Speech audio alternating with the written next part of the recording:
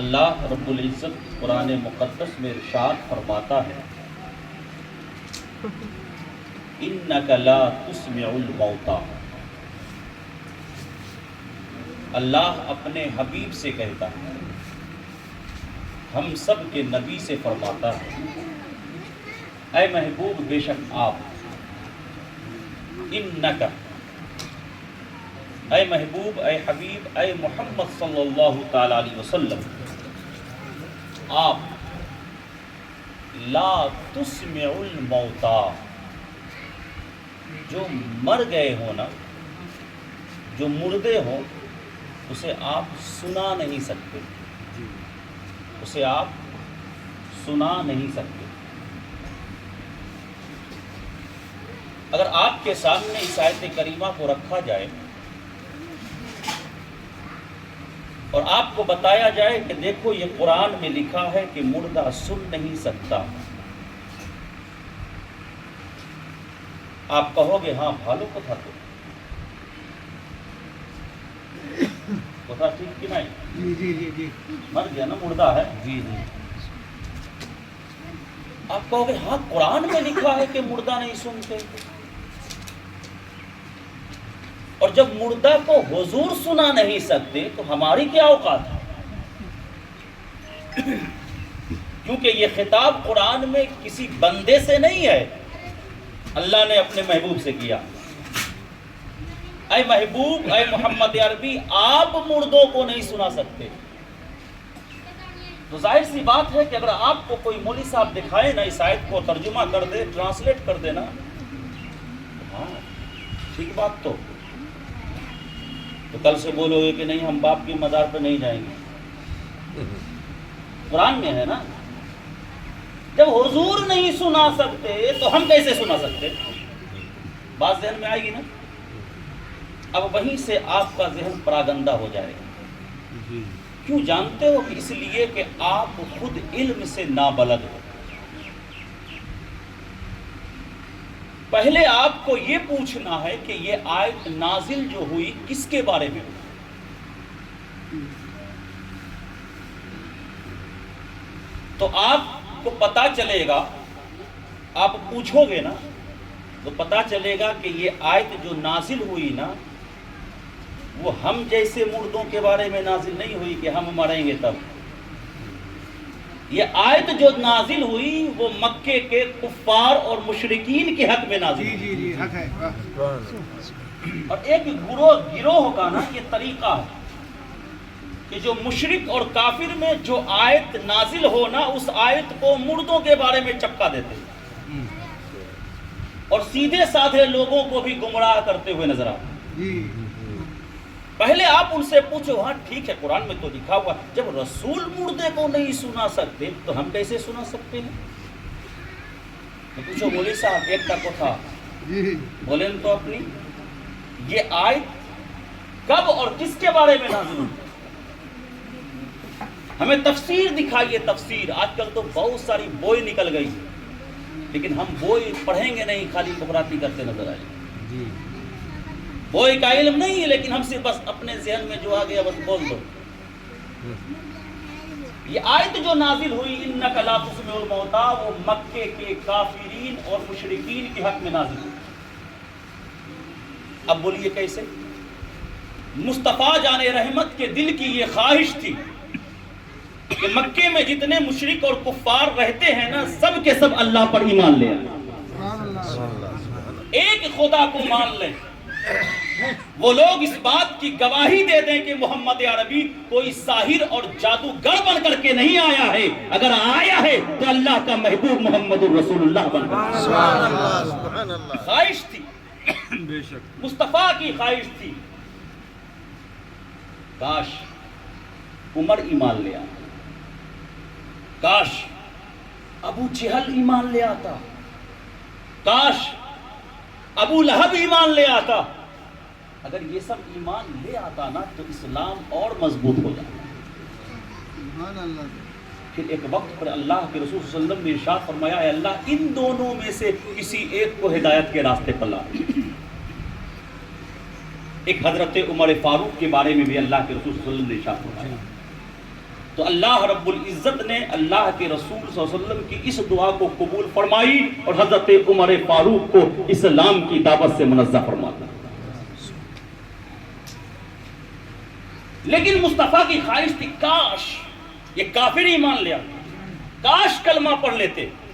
اللہ کے رسول صلی اللہ علیہ وسلم جب تبلیغ اور دین کا کام کیا کرتے، دین اور تبلیغ کا کام نا، اور جب کوئی مصطفیٰ جان رحمت کی مجلس سے بھاگ جاتا کہ نہیں آپ تو رسول نہیں ہیں، ہم اسی دین پر ہیں جس دین پر ہمارے بابا ہمارے دادا رہتے تھے، تو اللہ کے رسول صلی اللہ علیہ وسلم کے دل کو نا غم ہوتا، ان کا دل مغموم ہو جاتا تھا، کاش یہ لوگ بھی ایمان لے آتے۔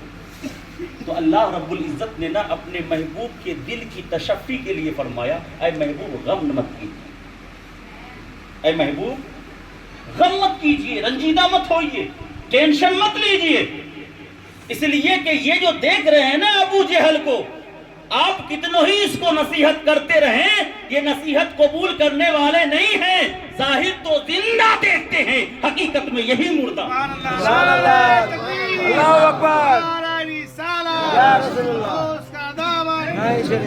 سید معین القادری بجبائی صاحب۔ اچھا کوتھا پوچھے یہ آیت اس کے بارے میں نازل ہوئی مکہ کے کافر اور مشرک ابو جہل، ابو لہب، عتبہ، شیبہ، ان سب کے بارے میں نازل ہوئی۔ اب بہت سارے مولوی جو دوسرے فریق کا ہے نا وہ چسپا کر دیتا ہے ولی کے بارے میں، مومنین کے بارے میں۔ جی بتائیے کتنا بڑا ڈاکو ہے، ایمان کا ڈاکو، اتنا بڑا ڈاکو۔ انک لا تسلمون، حضور نہیں بخشوا سکتے تو ہم کیسے بخشوائیں؟ حضور نہیں سنا سکتے ہم کیسے سنائیں؟ اب میں آپ کو لے چلتا ہوں، قرآن ہی سنیں۔ پھر دوسری جگہ اللہ رب العزت نے ارشاد فرمایا وَلَا تَقُولُوا لِمَن يُقْتَلُ فِي سَبِيلِ اللَّهِ أَمْوَاتٌ، کہ تم لوگ مت کہو، اب اللہ منع فرما رہا وَلَا تَقُولُوا، مت کہو لِمَن يُقْتَلُ، جو قتل کر دیے گئے ہوں، شہید کر دیے گئے، اس میں فی سبیل اللہ، اللہ کے راستے میں۔ مولا قاتل بھی کر دیے جائیں اور کیا نہ کہیں، اللہ نے فرمایا اموات، مردہ مت کہو اسے، تو کیا کہیں؟ اللہ نے فرمایا بل احیاء، کہنا ہے تو اسے زندہ کہو۔ دیکھو اللہ رب العزت کا کلام دیکھو، قتل ہو گیا، شہید ہو گئے، اللہ کے راستے میں چل بسا، زمین کے نیچے دفن ہو گئے، اور اللہ فرما رہا مردہ مت کہو وہ زندہ ہے۔ تو اب تطبیق نکلے گی کہ نہیں نکلے گی؟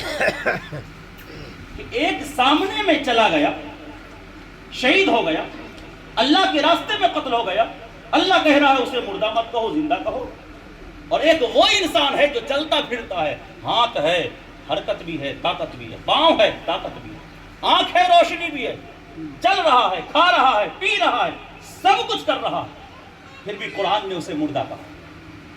تو اب میں آپ کو ایک کسوٹی دیتا ہوں کہ ایمان اور کفر کس کا نام ہے، ایمان اور کفر کس کا نام ہے؟ تو مسلمانوں ایک کسوٹی کو اپنے ذہن اور دماغ میں بسا لو کہ جو اپنی زندگی کو اللہ کے حکم، مصطفیٰ کی شریعت کے مطابق اور مصطفیٰ کی محبت میں زندگی گزار دیتا ہے وہی زندہ ہوتا ہے، جو زندہ ہو کر دل میں مصطفیٰ کی محبت نہ ہو زندہ ہو کر کے بھی مردہ ہو جاتا ہے۔ یہی کسوٹی ہے ہماری زندگی ہے نا، ہم اپنی زندگی میں مصطفیٰ سے سب سے زیادہ پیار ہونی چاہیے، سب سے زیادہ اگر کسی ذات کی محبت ہو تو مصطفیٰ کی، اس لیے کہ یہی وہ ہستی ہے جس نے ہمیں رب کی پہچان کروائی۔ اگر مصطفیٰ نہ ہوتے تو ہم رب کو پہچان نہ سکتے۔ آپ کو بتاؤں اہل سنت والجماعت کہیں ادھر ادھر کی بات نہیں کرتا، آپ اٹھائیں قرآن، اللہ اتنا بڑا قادر ہے، اتنا بڑا قادر ہے نا کہ گھر کے اینٹ اینٹ کو اگر حکم دے دیتے تو پڑھ لا الہ الا اللہ، تو قسم خدا کی اینٹ سے آواز آنے لگے گی لا الہ الا اللہ محمد۔ اتنا بڑا قادر ہے وہ، مگر پھر بھی اللہ نے نا اپنی پہچان کسی سے نہیں کروائی، چاہتا تو کروا سکتا تھا، اینٹ سے کروا سکتا تھا، کنکریوں سے کروا سکتا تھا، پتھروں سے کروا سکتا تھا، جس کے اندر روح نہیں ہے اس سے کروا سکتا تھا۔ یہ پیڑ درخت جو دیکھ رہے ہیں وہ بھی لا الہ الا اللہ پڑھتا، مگر اللہ نے فرمایا اے محبوب مجھے کسی اور سے اپنی پہچان نہیں کروانی ہے، اگر کروانی ہے تو تجھ سے کروانی ہے۔ قل هو اللہ احد، اے محبوب تو کہہ دے کہ اللہ ایک ہے، تو کہہ دے گا تو دنیا کہتی نظر آئے گی اللہ ایک ہے۔ تو مصطفیٰ جان رحمت کی زبان اقدس سے اللہ رب العزت نے نا اپنی پہچان کروا۔ تو اگر ہم نے رب کو پہچانا کہ رب ایک ہے تو اس کی زبان سے مصطفیٰ جان رحمت کی زبان سے۔ اس لیے مسلمانوں مصطفیٰ کی محبت پہلے، کیونکہ جب تک مصطفیٰ کی محبت نہ ہو خدا کی محبت ہو ہی نہیں سکتی، یہ بات حقیقت ہے۔ اب چلیے بہت سارے سوالات ہیں، خیر انشاءاللہ 16 تاریخ اگر آپ لوگ آئیے گا تو انشاءاللہ بہت زبردست خطاب ہوگا اسی موضوع پر۔ کہاں؟ چاند باڑی 16 تاریخ انشاءاللہ۔ اچھا یہ حکم ہے نا، جب قبرستان جاؤ تو کہو السلام علیکم یا اہل القبور، السلام علیکم یا اہل القبور۔ اچھا اس کا ٹرانسلیشن معلوم؟ ٹرانسلیشن یہ ہے السلام علیکم، تم پر سلامتی ہو، تم پر سلامتی ہو، یا اہل القبور، اے قبر والے، اے قبر والے تم پر سلامتی ہو۔ اچھا آپ سے ایک کوشچن ہے، کیا اللہ اور اس کا رسول اپنے بندوں کو کوئی ایسا کاج کرنے کا حکم دے سکتا ہے جس کا کوئی معنی اور مطلب ہی نہ ہو ہی نہیں سکتا کہ اللہ کا حکم ہو بے معنی ہو ہی نہیں سکتا کہ مصطفیٰ کا فرمان ہو بے معنی اور بے مطلب ہو، اس کا کوئی مطلب نہیں۔ جس طریقے سے ہم مٹی میں پانی دیے، مٹی کو کوڑے دے، اس کے بعد اس کو ساند رہے ہیں، مٹی کا گھر بنا رہے ہیں، بیکار کا کام ہے نا، کیا فائدہ اس سے؟ ابھی بنائیں گے شام میں ٹوٹ جائے گا، تو یہ محنت اور وقت دے کر کے کیا فائدہ؟ یہ کوئی فائدہ نہیں ہے۔ لیکن انسان جس کے پاس گھر نہیں ہے یا ہے بھی تو برسات کے دن میں وہ جب بارش ہوتی ہے تو ٹپکتا ہے، تو اب وہ انسان اینٹ لایا، بالی لایا، کنکریٹ لایا، مٹی لایا، سیمنٹ لایا اور اپنے رہنے کے لیے گھر بنا رہا ہے، تو یہ کہو گے نا ہاں یہ اچھا کام کر رہا ہے، مطلب ہے کوئی کام کی باتیں ہیں۔ تو اللہ اور اس کے رسول کے احکام نا کبھی بھی بے معنی نہیں ہو سکتے، بے مطلب نہیں ہو سکتے۔ حکم ہے چاہے کسی بھی گروہ کا ہو، حکم یہی ہے، جب قبرستان میں جاؤ نا تو کہو السلام علیکم یا اہل القبور، تم پر سلامتی ہو اے قبر والوں۔ تم رسول کی بات کرتے ہو کہ رسول نہیں سنتے، اولیاء کی بات کرتے ہو کہ اولیاء نہیں سنتے۔ ارے یہ عام مومن کے بارے میں ہے کہ عام مومن، حضرت انس رضی اللہ تعالی عنہ سے مروی ہے ایک حدیث پاک، بخاری شریف کی حدیث ہے کتاب الجنائز کی، کہ جب انسان کسی کو دفنا کر کے دفنا دیتا، دفن مٹی اٹی ڈال دیا، ڈالنے کے بعد جب لوٹتا ہے نا، بخاری شریف کی حدیث ہے افضل الکتب بعد کتاب اللہ تعالی البخاری، اگر قرآن کے بعد سب سے عظیم کتاب کوئی کتاب ہے تو وہ بخاری شریف ہے۔ ساری احادیث اس میں صحیح ذکر کی گئی۔ اللہ کے رسول صلی اللہ علیہ وسلم ارشاد فرماتے ہیں جب مٹی دے کر کے مٹی دینے والا جب واپس ہوتا ہے اپنے گھروں کو نا، تو جسے تم مٹی کے اندر داب کر کے آئے ہو نا، وہ تمہارے نال چپل چلنے کی آوازوں کو سنا کرتا۔ ہم نہیں سن سکتے، ہم خود اپنے پاؤں کے چپل کی آواز کو نہیں سن سکتے۔ ہاں کبھی کبھی بھیگ جاتا ہے نا پانی وغیرہ سے تو چٹ چٹ کرتا ہے، دیکھا ہوگا آپ کو، تجربہ ہوگا، چٹ چٹ کرتا ہے، آواز آتی ہے جب پانی سے بھیگا ہوا چپل ہو، اور وہ ہوائی چپل جسے کہتے ہیں سلیپر، تو چٹ چٹ چٹ چٹ آواز کرتا ہے۔ ہاں تو وہ تو ٹھیک ہے، لیکن آپ کا پاؤں بھی سوکھا ہو اور آپ کے چپل بھی سوکھے ہوں، کوئی آواز نہیں ہوتی، ہم خود اس کی آواز کو نہیں سن سکتے۔ مگر جو 80 من 100 من مٹی کے نیچے دبا ہوا ہے، جسے ابھی ابھی ہم مٹی دے کر کے ابھی واپس ہو رہے ہیں نا، اس کے بارے میں مصطفیٰ فرماتے ہیں کوئی بھی فرمان لغو اور بیکار مصطفیٰ کا نہیں ہوتا ہے، اہل سنت کیا پورے دنیا کے مسلمانوں کے لیے فکر ہے کہ مصطفیٰ جو کہہ دیتے ہیں وہی ہوتا ہے، کیونکہ مصطفیٰ کا کہا حقیقت میں بظاہر مصطفیٰ کا کہا ہوتا ہے، زبان مصطفیٰ کی ہوتی ہے، کلام کسی اور کا نہیں، خدا کا ہوا۔ زبان بظاہر میں مصطفیٰ کی ہوتی ہے، مگر جو کلام، جو گولپو، جو بات ہوتی ہے نا، وہ مصطفیٰ کی نہیں، وہ حقیقت میں خدا کی ہوا۔ مصطفیٰ نے فرمایا ہے کہ جب وہاں سے مٹی ڈال کر کے نکلتے ہو نا تو آواز سنتا ہے، 100 من 80 من جتنا بھی ہو، اس کے نیچے جو دبا ہوا ہے جس کو ڈال کر کے آئے ہو، وہ آپ کے پاؤں کے چپل میں جو لگا ہوا ہے، پاؤں میں جو چپل لگی ہوئی ہے نا، اس کی آواز کو وہ مردے بھی سن لیا کرتے۔ اب بتائیے، ایک مومن کی آواز کا یہ حالت ہے کہ جو انسان زمین کے اوپر ہے نا، اس سے زیادہ تیز زمین کے اندر والا سن لیا کرتا۔ بخاری شریف کی حدیث ہے، جنگ بدر جس کو غزوہ بدر کہا جا سکتا ہے، اور غزوہ ہی ہے وہ، اس لیے کہ جس میں رسول کریم صلی اللہ تعالی علیہ وسلم بنفس نفیس حاضر ہوں، اسے غزوہ کہا جاتا ہے۔ اور بدر کے میدان میں خود حضور تشریف فرما، اور آپ نے جنگ ہونے سے پہلے آپ نے نشان لگایا تھا، یہاں ابو جہل مرے گا، اپنے ڈنڈے سے۔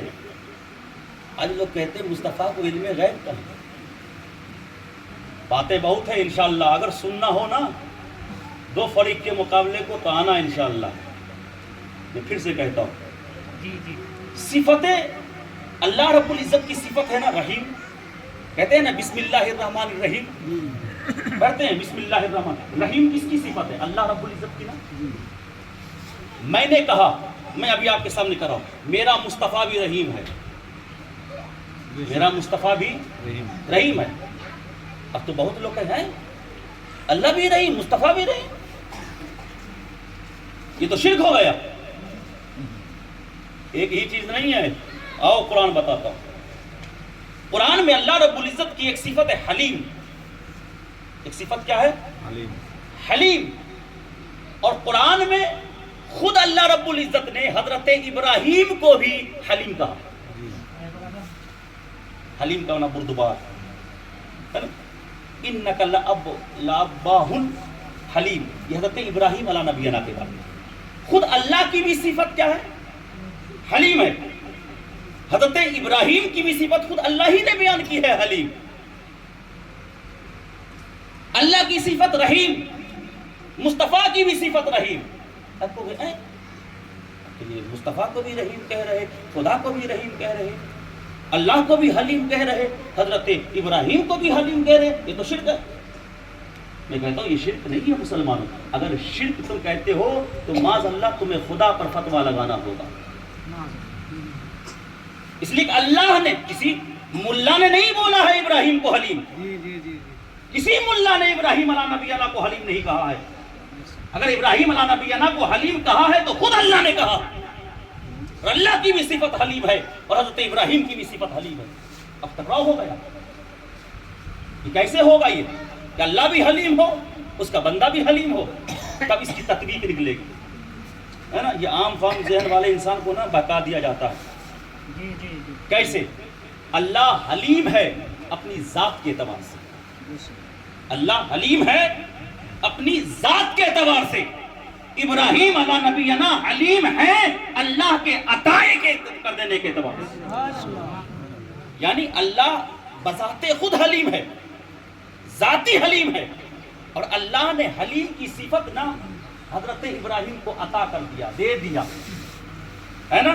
تو حلیم لینے والے ہو گئے حضرت ابراہیم، اور یہ جو حلیم کی صفت اللہ میں ہے نا، کسی نے اللہ کو دیا نہیں ہے، وہ ذاتی ہے، اور اللہ نے اپنی صفت خود حضرت ابراہیم علیہ نبی اللہ کو عطا کیا۔ اچھا، بسم اللہ الرحمن الرحیم، رحمان کا معنی ہوتا ہے بڑی بڑی نعمتوں کا عطا کرنے والا، رحمان بڑی بڑی نعمتوں کا دینے والا، اور رحیم کا معنی ہوتا ہے چھوٹی چھوٹی نعمتوں کا عطا کرنے والا۔ آپ تفسیر نصفی ایک کتاب ہے تفسیر کی، اس میں بھی دیکھیے گا، خود مفسر نے بھی، ہے نا، رحیم کی صفت سے بھی اللہ کے رسول صلی اللہ علیہ وسلم کو ملقب فرمایا ہے، رحیم کہا۔ اب رحیم خدا بھی اور رحیم مصطفیٰ بھی، تو اب جب دونوں چیز میں ٹکراؤ پیدا ہو گیا نا تو اس کی صورت نکالی جاتی ہے تاکہ شرک لازم نہ آئے، کوئی انسان اس کو بولنے سے مشرک نہ ہو جائے، کافر نہ ہو جائے۔ تو اب کیا کہیں گے؟ اللہ رحیم ہے اپنے ذات کے اعتبار سے، وہ ذاتاً رحیم ہے، لیکن اللہ نے اب اسی رحم کی صفت کو اللہ نے اپنی طرف سے اپنے حبیب محمد مصطفیٰ کو عطا کر دیا۔ تو ذاتی ہونا اور ہے، جیسے میں نے اپنے بیٹا کو دے دیا، میں پیدا ہی ہوا خوبصورت ہو کر، خوبصورت پیدا ہوا، تو گویا کہ میں جو پیدائش ہے نا ہماری وہ ذاتی ہو گئی۔ ہمارا ناک ٹیڑھا ہے، بولتے نا ناک ٹیڑھا، پیدائش۔ ہاتھ نہیں ہے، پیدائش سے پیدائش ہے نا۔ اب باہر آنے کے بعد پیر ٹوٹ گیا، تو اب یہ کیا؟ یہ پیدائش نہیں ہوتی، یہ پیدائش نہیں ہوتی، یہ کسی عرض عارض کی بنیاد پر ہو جاتا ہے۔ کسی عرض ایکسیڈنٹ کر گئے، کہیں پر گر گئے، میرا پاؤں ٹوٹ گیا۔ اور کبھی کبھی ایسا ہوتا ہے کہ پیدائشی طور پر اس میں نقص پیدا ہو جائے، تو پیدائشی ہونا اور ہے، باہر میں آ کر کے کوئی چھات سے ہو جانا اور ہے۔ تو اللہ رب العزت کی ذات جو رحیم ہے وہ ذاتی طور پر ہے، اور جو مصطفیٰ جان رحمت کی ذات ہے نا، اللہ ہی نے رحم کی صفت اپنے حبیب کو عطا کر دیا۔ تو ہم مصطفیٰ کو جو رحیم مانتے ہیں وہ ذاتی نہیں، مصطفیٰ کو رحیم جو مانتے ہیں وہ عطائی مانتے ہیں، ہے نا۔ تو بہت سارے ایسے مسائل ہیں، اور میں کہتا ہوں کہ اگر عقائد آپ کے صحیح ہیں نا تو اعمال صحیح ہیں، اگر عقائد صحیح ہے تو اعمال صحیح۔ بس ایک چیز میں آپ کو کہہ کر کے رخصت ہو جاؤں گا، جب عقائد تو بہت ہیں،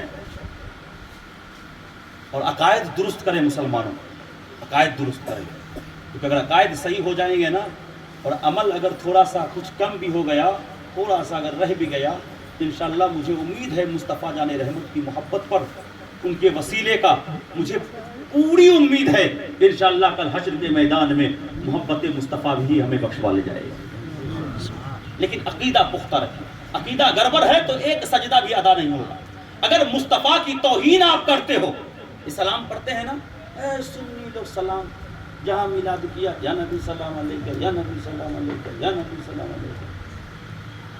میں کہوں یا نبی سلام علیکہ کے بغیر تو تمہاری نماز نہیں ہوتی، یا نبی سلام علیکہ کے بغیر تمہاری نماز نہیں ہوتی۔ کیوں؟ التحیات پڑھتے ہو، اور مقدار التحیات یہ بیٹھنا فرض ہے، اگر اتنے دیر بھی نہیں ہو تو نماز نہیں ہوتی۔ التحیات آخر میں آتے ہو تو کہتے ہو السلام علیکہ یا ایھا النبی، یہ عربی میں ہے، السلام علیکہ، السلام علیکہ یا ایھا النبی، یہ عربی ہے، اسی کا اردو ٹرانسلیٹ کیجئے گا نا تو یا نبی سلام علیکہ، سبحان اللہ، یہ عربی میں ہے السلام علیکہ یا ایھا النبی، اردو ٹرانسلیٹ جہاں کریے گا یا نبی سلام علیکہ ہو جائے گا۔ فرق کیا ہے؟ کرتے تم بھی ہو، کرتے ہم بھی ہیں، لیکن ہم مصطفیٰ کی محبت رکھ کر کے کرتے ہیں، تم مصطفیٰ کی عظمت کو پامال کر کے کرتے ہیں۔ سبحان اللہ۔ مسلمانوں میں آپ سے کہتا ہوں، یا نبی تم بھی پڑھتے ہو، ہم بھی پڑھتے ہو، اس لیے کہ اگر تم یا نبی نہیں پڑھنے کے قائل نہیں ہو تو میں کہتا ہوں تمہارا ایک سجدہ بھی نہیں ہوگا، ایک سجدہ بھی نہیں ہوگا، اس لیے کہ نبی پر سلام پڑھے بغیر نماز ہی نہیں ہے، فرض ہے، فرض۔ اور آپ جانتے ہیں کہ فرض اگر چھوٹ جائے نا تو پوری نماز ختم ہے۔ تکبیر تحریمہ فرض ہے، رکوع فرض ہے، سجدہ فرض ہے، اگر کسی نے رکوع نہیں کیا پوری نماز ختم، سجدہ نہیں کیا پوری نماز ختم، تکبیر تحریمہ نہیں کیا پوری نماز ختم۔ اسی طریقے سے آپ نے التحیات میں اگر نبی کو سلام نہیں پڑھا، پورا التحیات نہیں پڑھا ہے تو آپ کی نماز، تو پھر کیا کرنے جاتے ہو مسجد؟ خالی نشان بنانے؟ مسلمانوں عقائد درست کی، اگر عقیدہ درست ہوگا نا، اور اس عقیدہ کی بنیاد پر اگر ایک سجدہ اللہ قبول کر لینا تو قسم خدا کی وہی آپ کے لیے جنت میں جانے کا ضمان بن جائے۔ اللہ نہ کرے کہ کسی باپ کے سامنے سے کسی کی بیٹی جدا ہو جائے، بہت مشکل ہوتا ہے صبر اور برداشت کرنا، جیسا کہ اس گھر میں ہوا، بیٹی کا بھی انتقال ہوا، ابھی تو نئی نئی شادی ہوئی، چھوٹا سا بچہ بھی تھا۔ کتنا افسوس ہوتا ہے جب بوڑھا باپ موجود ہو اور سامنے سے جوان بیٹی یا بیٹے کا انتقال ہوتا ہے۔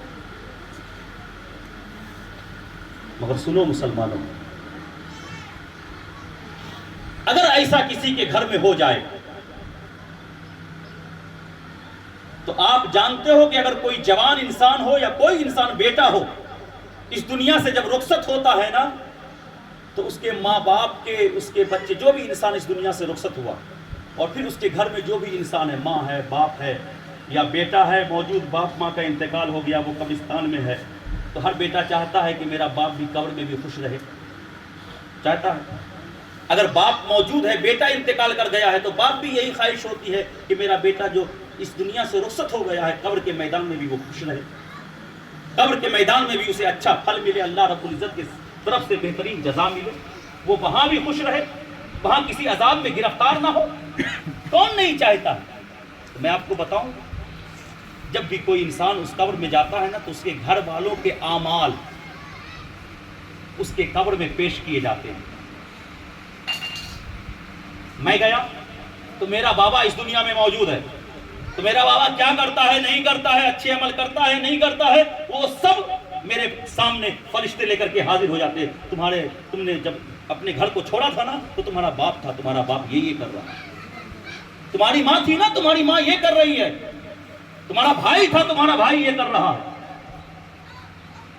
اب جب قبر میں پیش کیا جاتا ہے نا تو جس انسان کو چھوڑ کر کے آئے ہو وہ کبھی خوشی بھی حاصل کرتا ہے اور کبھی غم بھی حاصل کرتا ہے تو کب خوشی اور کب غم حاصل کرتا ہے جیسے صاحب خانہ ان کی بیٹی چلی گئی تو یہ جو اچھے عمل کریں گے نا تو فرشتے ان کے اچھے عمل کو لے جا کر ان کی اولاد کے سامنے پیش کریں گے جو قبر میں چلے گئے اگر عمل اچھا ہوگا تو اس کی بیٹی بھی خوش ہو جائے گی اور اگر اس کے عمل برے ہوں گے اور اس برے عمل کو پیش کیا جائے گا تو پھر اس کی بیٹی قبر میں خوشی حاصل نہیں کرتی ہے وہ غمگین ہو جاتی ہے اور اگر اچھا عمل پیش کیا جاتا ہے اور بیٹی خوش ہو جائے نا قبر میں یہ ایک مثال دے رہا ہوں ایگزامپل دے رہا ہوں اور اس مثال پر سب کی ایگزامپل لے سکتے ہو اگر وہ خوش ہوتی ہے نا تو صرف خوش ہی نہیں ہوتی ہے حدیثوں میں آتا ہے کہ وہ قبر میں ہی اپنے بابا کے لیے ہدایت کی دعائیں مانگ رہی ہے سبحان اللہ سبحان اللہ قبر میں بھی ہدایت کی دعائیں مانگ قبر سے ہدایت کی دعائیں مانگ رہی کہ میرے بابا کو صحیح راستے پر چلا مولا میرے بابا کو نیک کام کرنے کی توفیق دے مولا میرے بابا کو اچھے اور صالح عمل کرنے کی توفیق دے مسلمانوں زیادہ وقت نہیں ہے اور میں اس کا بھی قائل نہیں ہوں دو اشک ہی بہت ہے اگر کچھ اثر کرے اگر تھوڑے سے وقت میں اگر آپ تک زیادہ اچھی باتیں پہنچ جائیں میں یہی اچھا سمجھتا ہوں بس اتنے تھوڑے سے وقت میں یہی آپ کو کہوں گا کہ مسلمانوں اپنے عقائد کو درست کرو عقائد کے بعد اپنے عمل کو درست کرو اخلاق کو درست کرو کس انسان سے کیسے بات کرنی چاہیے بڑوں کی کیسے عزت کرنی چاہیے نماز چھوٹنے نہ پائے کوشش کرتے رہو کہ ہم جہاں بھی رہیں نماز پنجگانہ ادا کرتے رہیں آج ہم سب کچھ فاتحہ میلاد کر لیتے ہیں یہ سب مستحبات ہیں لیکن نماز جو ہے وہ فرض ہے اگر تم نماز کو چھوڑ دو گے تو تم گنہگار ہو جاؤ گے مسلمانوں کوشش کریں کہ ہم نماز کو نہیں چھوڑیں گے اللہ کے حکم پر چلتے رہیں گے ماں باپ کی عزت کرتے رہیں گے اپنے بڑے بھائی کی عزت کرتے رہیں گے اپنے بیویوں اور بچوں سے محبت کرتے رہیں گے ہم اپنی زندگی میں ویسے ہی چلیں گے جیسے مصطفیٰ جان رحمت نے اپنی امت کو تعلیم دیا ہے جو بندہ مصطفیٰ کی شریعت کے مطابق اپنی زندگی کو گزارتا رہتا ہے اللہ اسے دنیا بھی دیتا ہے آخرت بھی دیتا ہے اللہ رب العزت سے دعا کیجئے کہ اللہ آپ کو بھی مجھ فقیر کو بھی اللہ رب العزت نیک عمل اور صالح عمل کرنے کی توفیق اور عطا عطا فرمائے اور دنیا میں ایسی زندگی گزارنے کی توفیق عطا فرمائے جیسی زندگی مصطفیٰ نے اپنی امت کو سکھائی ہے استغفر اللہ ربی من كل ذنب واتوب اليه وما علينا الا البلاغ واخر دعوانا الحمد لله رب العالمين یا نبی سلام علیکہ یا رسول سلام علیکہ یا حبیب سلام علیکہ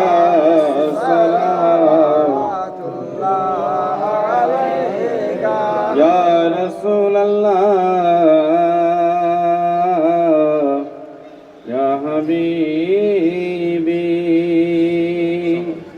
نبی گو তোমার বিনে শান্তি নাই মোদের জীবনে দাও দেখা একবার স্মরণে দাঁড়াবো তোমার শরণে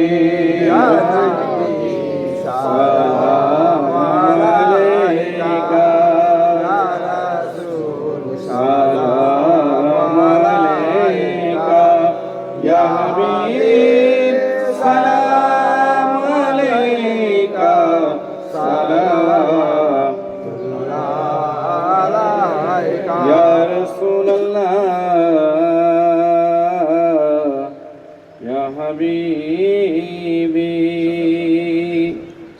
अशरफी आका हमारा करके दुनिया से किनारा रखता है तुमसे सहारा लो खबर जल्दी खुदारा या नबी या रसूल सलाम अलैका या हबीब सलाम अलैका सलावतुल्लाह वस्सलाम अलैका या रसूलल्लाह والصلاة والسلام عليك يا حبيب الله وعلى آلك وأصحابك سيدي يا رسول الله